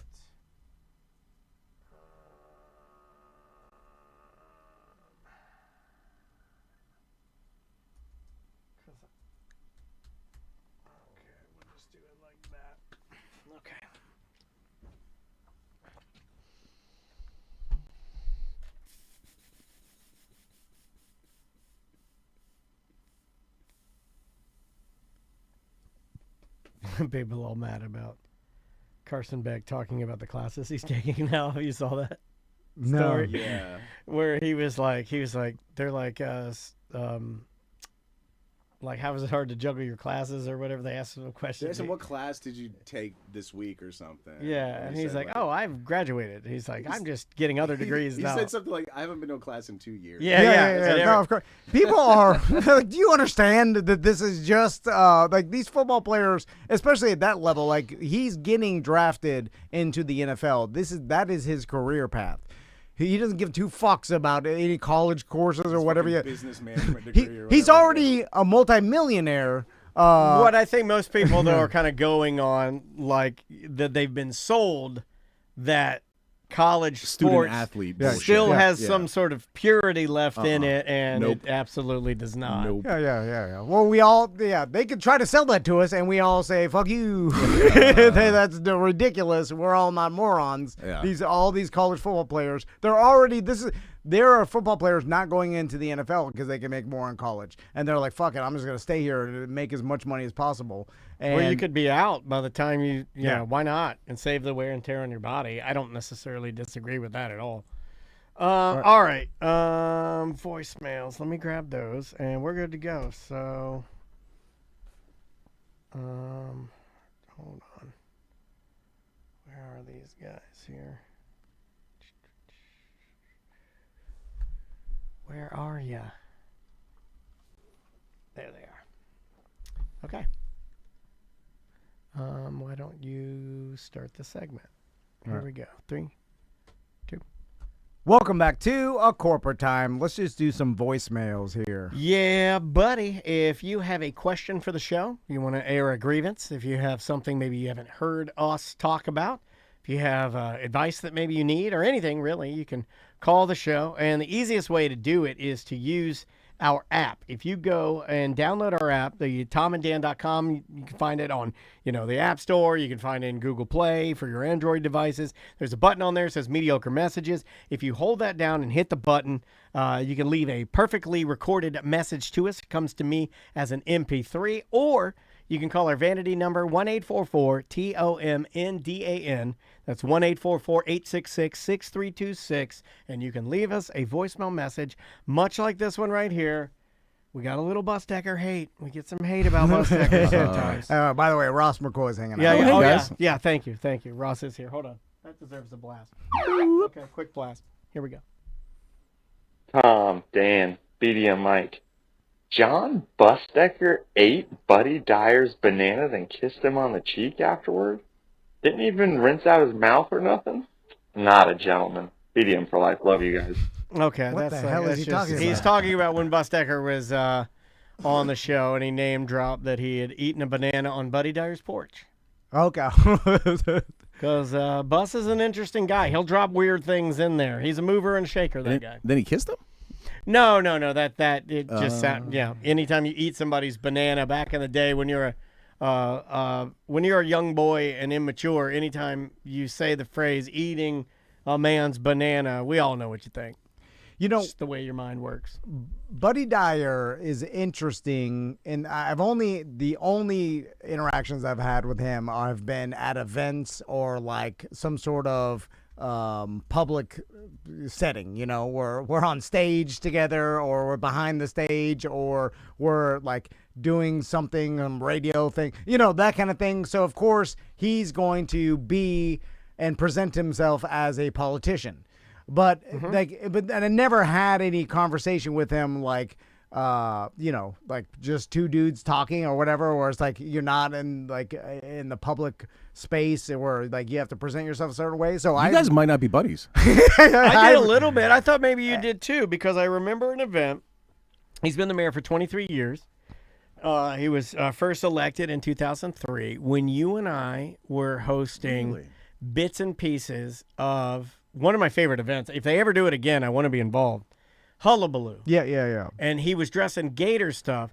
Afterwards, we stood on the side of the stage, and I got to chat with him like a little bit, just about like sports and stuff, and it was very normal. Okay. So normal, in fact, that I don't remember what we talked about. You know what I mean? Well, was it politician small talk? Because then it's like... No, it was more about Gator football, and then I remember explaining to him, I was going through, I have like, as a chirper, I have certain things flagged as like, I have like files, right? And one of my files is how I'm not a college football fan. Yeah. And so normally if somebody is, I'll just say like, man, it's more of me saying like, I wish I was, because it seems like college, and I was kind of expressing to him how it seems like more fun because there is like, it seems like more loyalty, and especially if you went to college. And then I kind of went through this whole thing about like, I should be more like that towards UCF. But I remember that part, but I wouldn't necessarily say it was some sort of grandiose, amazing conversation I had with him. Yeah. When you're, I just feel like you're a lifelong politician, you have to like constantly have this internal battle where you're like, I have to be careful of what I'm saying to everybody at all times. And like, man, like, because people are constantly trying to... Famous people have that. Different levels of fame comes with a different level of being authentic, I think. Although when you're a famous person, you're like, screw you, I'll do my art, and that's where my money comes from. Sometimes you are. When you're a politician, you are like, my entire job is based on people voting me. People liking me. Yeah, people like, and then staying away from any sort of controversy. I feel like as a celebrity, you can afford some controversy because at the end of the day, your art and your talent speaks for itself. So it's like, no, you're not gonna, say something really polarizing just to save yourself a headache. But the politician has to like be so squeaky clean and like not, like, God, I mean, anything really could be like someone recording him saying something. Like he couldn't just be effing around because they could take that out of context, or someone could be like, hey, look what Buddy Dyer said, and then it's happened before. I remember when the running joke, and I've yelled it before in being funny, was that his son had been pulled over and had thrown a bong, I guess, out of a window. I may be paraphrasing this wrong. If I am, he crashed into, or he had some sort of accident into a tree or something, or on someone's front yard. And there was a bong involved, and they threw a bong out, And I remember just thinking, oh man, this is really bad, but not that bad. Who cares? Kids do stuff crazy stuff. Yeah. It's not a reflection on him. It's like, but people wanted to be right. See what type of parent Buddy Dyer. You see, that's what everybody wants to do, right? So, imagine a life of just constantly having to be aware of that. Like, everything you say can be used against you. So like, God damn. You read me my right. It's like, when can you chill out and have, I guess you have probably an internal core of people you hang out with that you feel safe that they're not gonna. My buddies where I can use my real slurs, my slur buddies. Or maybe you're just not wired like that from birth, and then there's nothing that you could probably ever say that get you in trouble. There are people like that too. 100%. My wife's kind of one of those people. Yeah. Andrea's kind of one of those people. Where it comes off as fake, but you're like, no. Like I've known Andrea for 30 years, and it's like, no, this is not fake at all. Like she's not pretending to be someone. This is who she is. Yes. But people don't like to accept that. And you guys have some weird similarities too that I know a lot of people like laugh and are like, oh, well, no, but they really do. There's some things that with Tom and Andrea where there's logic that like the way that they look at things is a little more rigid than those of us that are not on that, type of personality or whatever. Buddy Dyer has been the mayor the whole time I've lived in Orlando. I can't think of him ever doing one thing. Like I can't remember like him coming out and being like, all right, we're gonna start this project, or like, okay, that was a hurricane, we're gonna. It's just all the proclamations. Like he does a proclamation for like it's Hamburger Day or whatever. That's the only thing I've ever seen. Buddy Dyer we did because of Orlando City. So we got a lot. We worked with him a lot. But maybe he's so good that he stayed away from controversy and stayed away from something that would piss a lot of people off. There are people that do not like him. I assure you. Yeah. Well, I'm sure, but like for the most part, just because of how long he's been the damn mayor. You have to say, like, he's been successful, right? I couldn't even tell you, is he a Democrat or a Republican? I couldn't even tell you. That's what I'm saying. Is he? Okay. Yeah, I believe so. That's what I'm saying. Like, there's not been any sort of polarization, really, for Buddy Dyer, right? Like, and I guess that's the knock against him sometimes. It's like he hasn't put himself out there. Is this Buddy Dyer? Who's calling us? What's up, Tom and Dan? BDM Charles or Bugman Charles? How y'all doing? Charles, are you watching live? It's about as far from Buddy Dyer as we can get. I am listening live. You're listening live. Okay, now hold on. I want to ask you something dead serious before you even say a damn word, Charles. Is what you're going to say have anything to do, since you're watching live, with what we're talking about? Or are you calling in to disrupt our goddamn show? Because in 2026, I'm taking a Ross McCoy stand for this stuff. Yeah. Ross and I have been talking, and Danny's back. No, so what I want to talk about is Carson Beck. This guy was in the same class as Bryce Young, a 2-year starter in the NFL. Came out the same exact time. He should be in the NFL for 2 years now, playing college football with children. And he's playing for this team as a 5-year. Well, he's actually been in school for 6 years total because he redshirted. And he's allowed to play in the game. They're ruining college football by allowing it. That's just my personal opinion. No, I agree with you, Charles. I don't like it either. I don't like that college football. See, college football. Here's what I don't like. I'm happy for the players. I'm happy that they're making windfall. This is the way it's gone, and that's fine. I'm just saying I liked it better when college football seemed to like more like kids that are in college playing football that will eventually have it as a job will go to the job. Now they're not. Now they're like, this is the job. Yeah, I'm picking my college to start my career, and that career could lead to an even bigger career. Yeah. I don't like that. Yeah, exactly. But it is what it is. I mean, it's just maybe I'll be less of a college football. It doesn't hook me more now. I'll tell you that. It doesn't make me want to watch more college football. Guess what? This is going to trickle down to high school. Thank you, Charles. It has already. Yep. Yeah. I'm listening, guys. Have a good show. All right, we love you, buddy. Be good. Well, here's the thing. There's no way to have both, and that's the problem. It's like, well, okay, yeah, we know that the majority of people doesn't feel good anymore, that this college football is essentially just professional football again. It's just minor league professional football, which is exactly what it is. Like, and now with the transfer portal, these students, even calling them students is ridiculous. These employees of college football are they can go to whatever school is paying them the most. They have no allegiance and don't care what school it is. Like once the transfer portal hits, whatever school's going to pay them the most, they're going. And that's going to be the reality of it. And then so but you heard EJ. He was ready to burn Miami to the ground because they wouldn't give him a ticket. Yeah. But he's like the last of the old dogs, right? I mean, he's an old dog. Yeah, no, I know. Yeah. And so these players are going to go whoever pays them the most. And they should. That's a thing that people like, oh, Dan, you're being... No, I'm not being sour grapes. No. It is what it is. I'm just saying I don't like it. I don't like that it's a business now. I'm extremely happy for these young men. In fact, I can make an argument for you that all of them should cash in early for college and get all that money, and then, I mean, you shouldn't even think about the NFL unless you're insanely giftedly blessed. Because why? Why not save your health and come out on the other side a millionaire plus be civilian life, which is great. You know, why not do both? Well, if you can make an extra, because the reality of the statistics are, even if you do make it in the NFL, your entire career is 3 years. You know, so make that, you know, in your early 20s, make another the jump to 7 years is such a weird rarity. I saw the stat, the one you're talking about where it is 3 years, but it's like the jump to a 7-year career is like the percentage goes. Oh, it's insane. It's like almost might as well be zero. But there's no way to really have both, because the other end is like when they weren't getting paid, we were like, well, this is ridiculous. Like the colleges are making millions off these people, and so you have to compensate them, and then they come up with a way to compensate them, and then we're all like, hey, it doesn't feel right. Well, of course, there's no 100% right way to do it and not end up like this. But see, that always made more sense to me, because if you go to college for, like, I don't know, nuclear technology or something, you could be working on projects that are generating the college billions of dollars, and you don't see a bit of it. You're just getting your education. And that was kind of always the trade-off for the college players too. Like, you know, you don't get any of this money, but you get an education. That's more of a rarity than the TV deal. The problem is it's so transparent, where it's like, we know the TV deals because they announce them. They're like, hey, this college and this college like generates this much money. And we're all watching it every Saturday. And then we're like, wait. And then all the players are like, wait, hold on.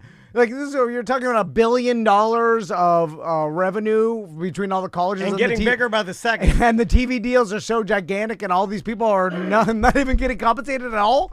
And the coaches are making millions. Like, it becomes ridiculous. So then they have to do it like this. But then this is probably, it's going to flesh out later on, and they're going to have to change, because even calling it paying for their name, image, and likeness is kind of stupid too. Stupid. Thank you. That's the perfect word for it. We look at it. That's so perfect. It's like, this is stupid. Just call it what we know. It's a business. So just run it like a business, and then, because like it's more insulting the way you're doing it. And then I guess, but then there's so many colleges, and then it depends on what giant corporations are in the colleges and who are the alumni for the amount of money that goes into it, which is weird too. Very weird. The best thing that happened out of all this is Alabama stinks now. Take that. Oh, that's my favorite part. I agree with that. And I agree with that. I'll give everything for Alabama to stink. Take that. Roll Tide, stinky. Stinky rolls. I hate rolls and tides. Roll Tide, what the hell does that even mean? What does that even mean? Oh, red water? Red what? Why is it red? Crimson Tide? What does that even mean? That reminds me of period. Let's talk about that. What is that? What does Crimson Tide mean? That, ew. What is that? Why am I supposed to be afraid of that? Alabama has, like, I don't know, 20 miles of shoreline? Like, nobody's less influenced by the tides than Alabama. You know what? I get mad too, because I follow. I'm an Atlanta Braves supporter, and I wear an Atlanta. The most hats I have are Atlanta Braves hats, because they're the most abundant when you go hat shopping. And people will be like, "Hey, you like Alabama?" And I'm like, "No, I absolutely do not. This is an Atlanta. Their A is the gay A." I'm joking. But no, it's weird. They have it's very similar, but they have like a different A. And their thing too is houndstooth. Oh, yeah. And my wife loves houndstooth. I'm like, don't wear that. It's Alabama. Take that off. Throw that away. What are you doing? Let's play another voicemail. Let's go with this one. Sort of silly. What's up, Tom and Dan? It's DeBerry Joe. Happy New Year to everybody. Glad we're all back. Hope everything's going well. I just had a revelation, smoking some marijuana cigarettes and drinking some beers on the back porch. We were talking about, a while ago I left the voicemail about, do you think there's ever been somebody actually named William Nilly, as in like willy-nilly? And we did the Google AI history on it. Apparently it's like a really traditional old phrase from like will I, nil I.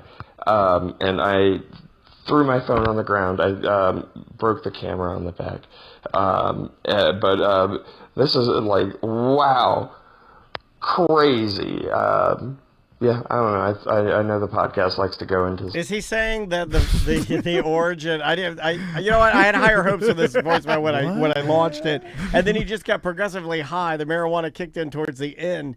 He's saying that the phrase he got blown away by the phrase willy nilly, and he looked. Well, he wanted to figure out if it was from a real guy's name, William Nilly. Yeah. Which I'm seeing everything that he said, but then I think what made him break his phone is that the origin of it is Old English meaning will I nil I, like will I or won't I? Will he nil he, meaning whether I or he will or will not. Will he nil he, meaning willy nilly. Yeah. And that's what made him break his phone. Is like I could see. I mean, it is. I don't think I knew that. And if you're willy nilly, that means you'll go either way. Right, that's like this guy's willy nilly. He's back and forth, wishy washy. I guess when it originated, it kind of meant whether it's something that's going to happen, whether or not you wish it to. Okay, it's going to happen no matter what. Okay. Well, that's different. Yeah, that is different. Because the way that we use willy nilly is more like it's like it could go this way or it could go that way. There's no way of knowing it's willy nilly, unplanned or careless, haphazardly. Correct. Yeah. Shakespeare used it in Hamlet. Yeah, a lot of like the things that we use daily. It's weird how there's a weird stat about how many of his little phrases are still in play right now, and it's like all of them. You know, let's do one more. Let's try this one right here. I still don't know why he broke his phone. I was just watching something about the making of the TV show Happy Days. How they started out as just a regular TV show and then morphed into a multi-camera live studio audience show. And it's just kind of weird how by the time they got to Friends or Seinfeld, they were using fake audience laughter. I don't know. TV's weird. Way before that. Canned laughter came out way before Friends or Seinfeld. Yeah. And also, Seinfeld was live studio audience. I think it did, right? Yeah. Did they do it and then stop it, or was it always live? We'll have to look that up. Because that is a weird concept, because what the guy's describing is that, and I feel a little bad now because I think Jimmy Pardo, he was the warm-up guy for Conan, right? Yes, he was. And I don't think he is anymore, right? No. I think they got a new guy. That's possible. And the word on the street is that, because, I'm in some of these comedy and podcasting groups on Reddit. And let me back up for a second. What I'm describing is the warm-up guy for the live studio audience show.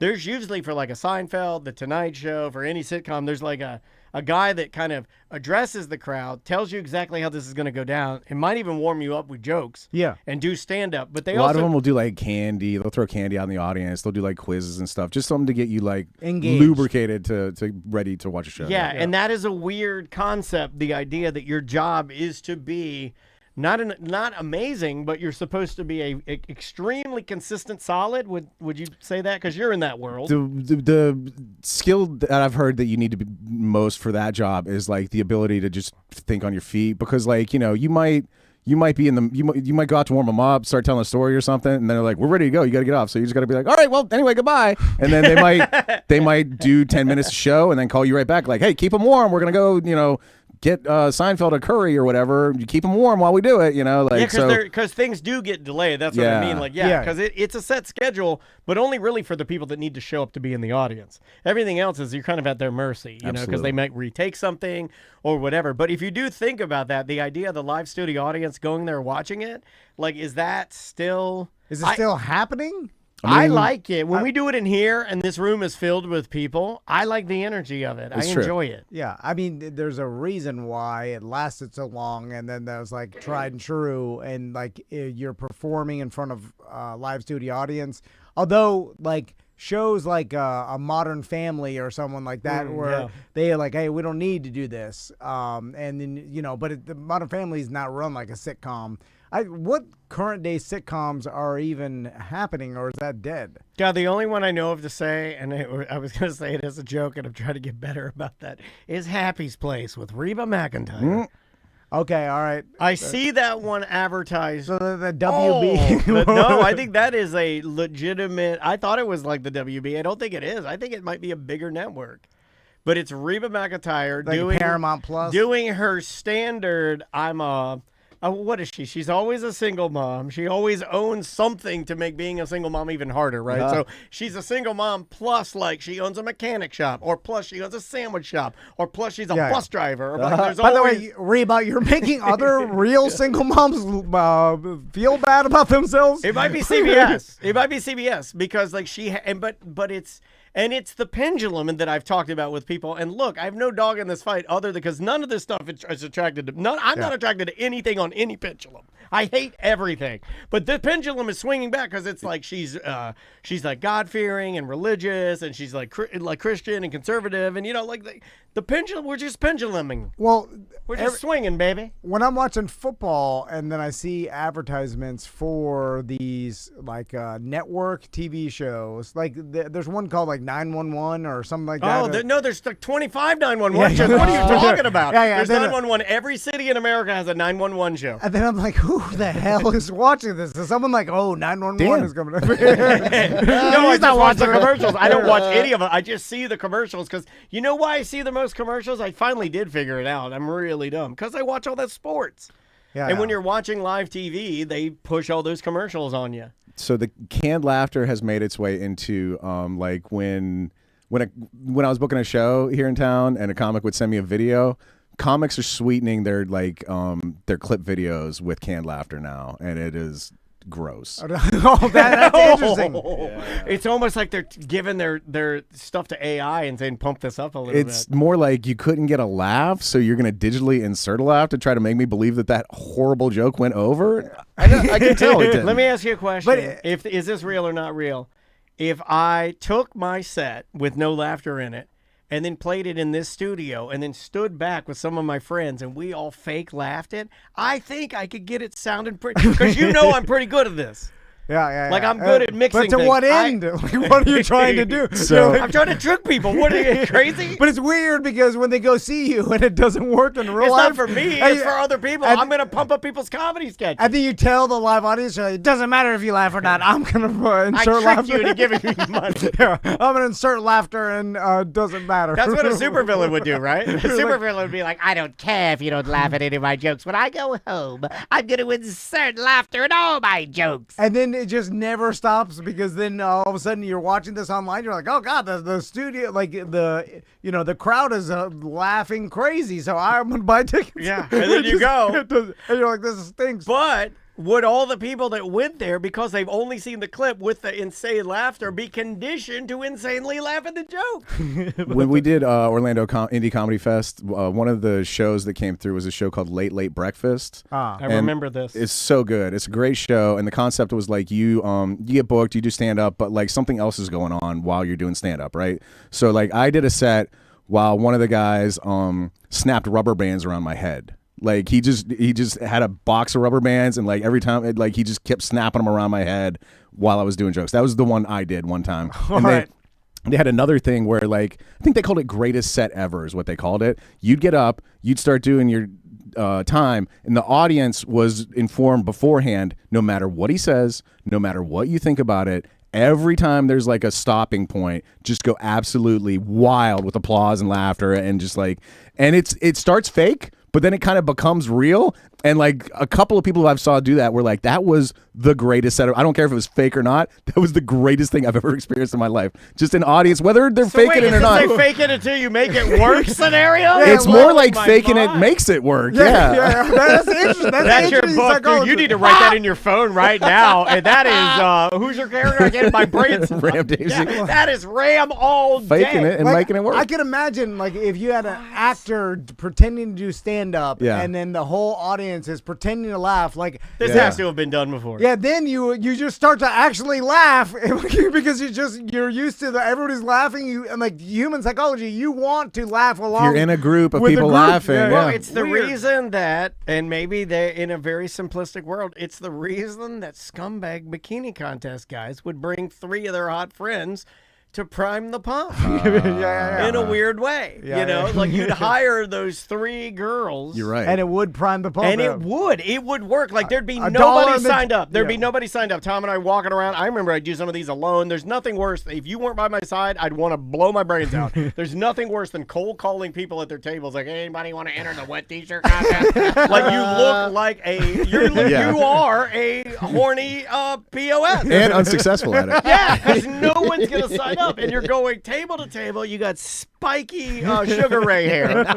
You're smoking cigarettes. You're 5'2". You're a lot, maybe 4 pounds lighter than you are now. And then you're walking around, you're trying to get people in there, or you don't. But then what happens? The club owner says the ringer showed up, and as soon as they come in and other women see that and there's some competition, everybody starts, with a little booze, they start signing up. All right. We will see you tomorrow. All right. Perfect. Got it. Got my pee, and then we'll do the BDM show. Yep. That goes into a folder. Yep. ACT. Recordings. Let's go. Generic. Dude, I always wondered this, and it's true. What's that? They 1953, the guy came up with a box that had 320 different laughs, and they used it through the 70s. So like sometimes I'd be like, oh, I recognize that laugh, you know, like that's a laugh I've heard before, and it was. We should talk about that.